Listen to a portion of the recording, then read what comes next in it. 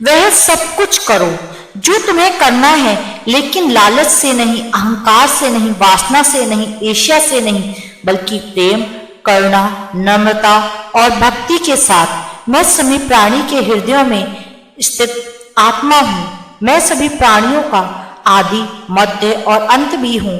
जो जीवन में सफलता हर व्यक्ति प्राप्त करना चाहता है। कई बार ऐसा होता है जब सफलता प्राप्त करने के लिए बहुत मेहनत करते हैं, लेकिन फिर भी आपको सफलता नहीं मिल पाती। सब्र का फल मीठा होता है।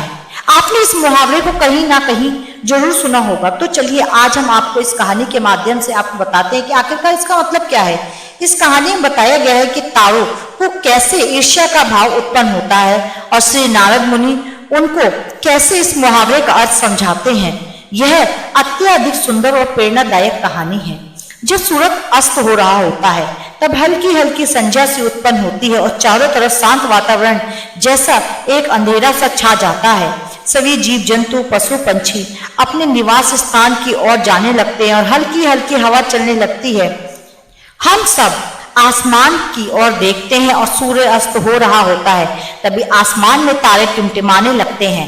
कुछ तारे दूसरों की अपेक्षा अधिक चमकीले होते हैं, परंतु कुछ तारे कम चमकीले होते हैं। अधिक चमकीले वाले तारों पर हमारी नजर जल्दी पड़ती है और पहुंचती है। कम चमकीले वाले तारों पर हमारी नजर बहुत कम ही पड़ती है, इसलिए हम उन पर ध्यान नहीं देते और उनकी सुंदरता फीकी पड़ जाती है। लेकिन उन सब तारों के बीच एक ऐसा तारा भी होता है जो सबसे अधिक सुंदर और चमकदार होता है, जिसके आने से पूरा आसमान जगमगा सा जाता है।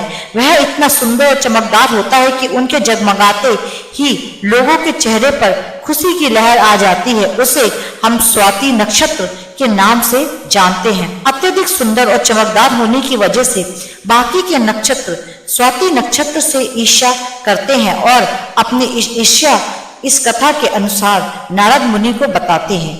नारद मुनि उन सभी तारों को समझाते हुए कहते हैं कि देखो, जो भी सब्र करता है उसकी कीर्ति संसार में होती है और मुझे प्रतीत होता है कि आप लोगों में धैर्य नहीं है, इसलिए आप लोग संध्या काल होते ही तुरंत जगमगाने लगते हैं। लेकिन यह स्वाति नक्षत्र अत्यधिक समय के बाद आसमान के निकट आता है, तभी उसकी प्रतिस्पर्धा इतनी अधिक होती है।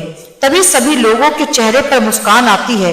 इसलिए कहा जाता है हमें सब्र करना चाहिए, क्योंकि सब्र का फल मीठा होता है। यदि तुम आसमान में देर तक टिमटिमाओगे तो तुम्हारा अलग ही महत्व होगा, तुम्हें लोग अलग नाम से जानेंगे। नारद मुनि द्वारा कही गई बातें सभी तारों को समझ आ गई। सब्र का फल मीठा होता है, यह बात हम सब कोई जानते हैं और हमें इन सभी लोगों ने महसूस भी कराया है।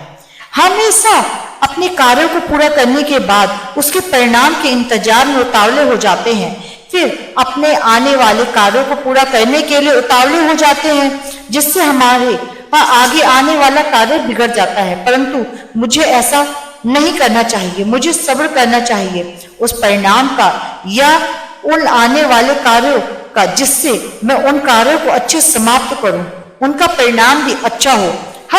हम जानते हैं जल्दी में लगाया हुआ निशान हमेशा अपने गोल से बाहर ही जाता है।